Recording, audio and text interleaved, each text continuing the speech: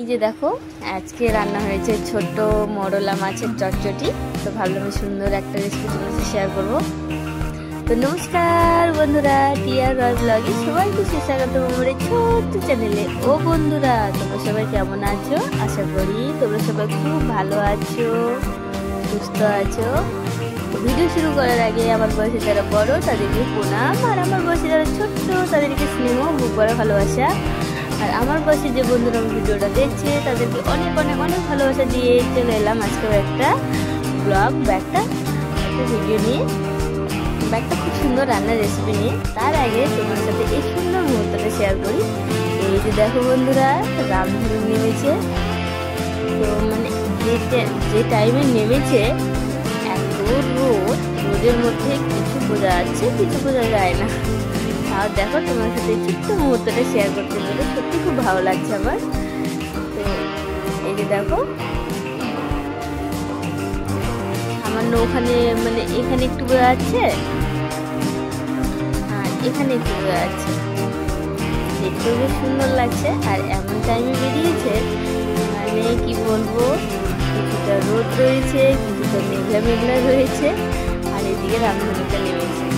আর এই যে দেখো খুব সুন্দর লাগছে, ভালো মেঘ। ছোট্ট মুহূর্তটা তোমাদের সাথে আমি শেয়ার করি।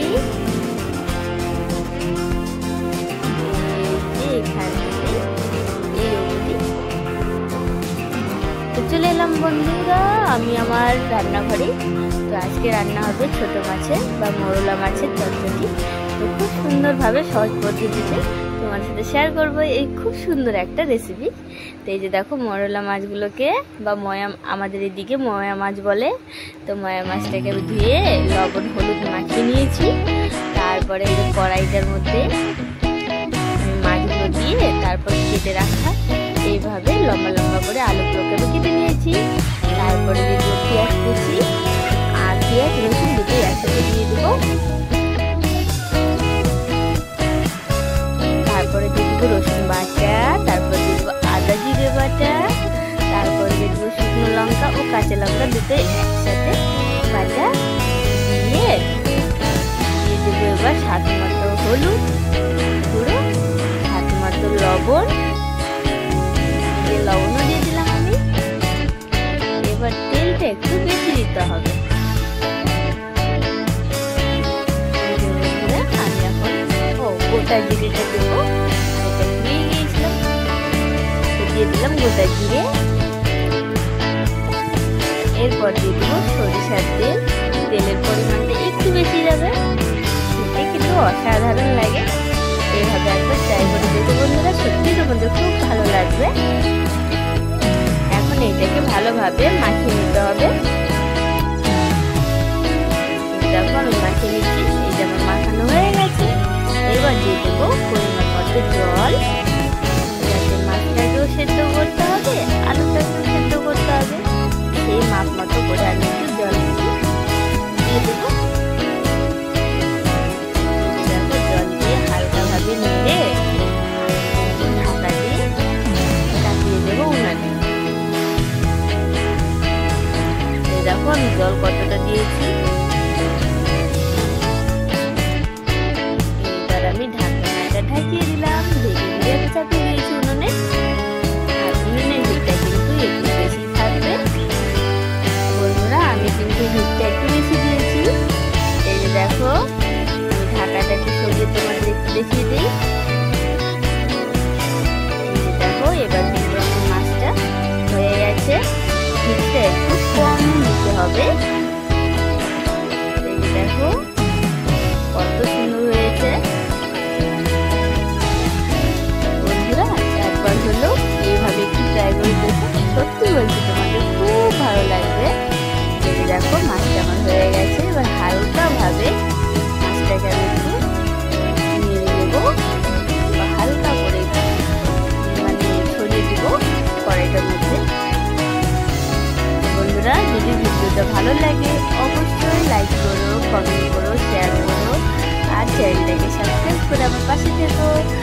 আর যদি কথাতে বা শব্দে কোনো কিছু যদি ভুল হয়ে যায় অবশ্যই তোমরা নিজের মনে করে আমাকে ক্ষমা করে দিও।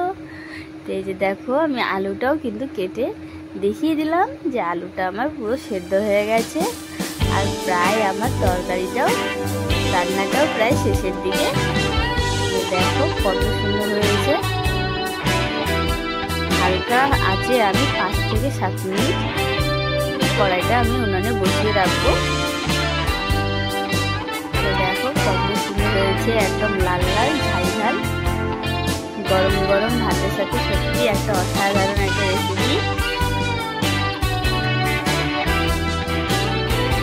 দেখো কত সুন্দর লাগছে দেখতে, খেতে তো অসাধারণ। বন্ধুরা সত্যি বলছি এইভাবে একবার ট্রাই করো।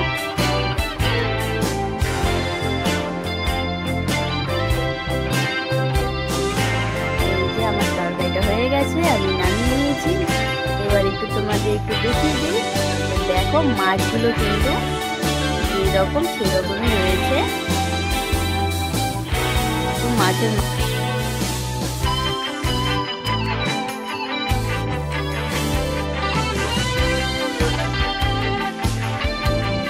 বন্ধুরা ভিডিওটা কেমন লাগলো অবশ্যই অবশ্যই অবশ্যই জানাবে।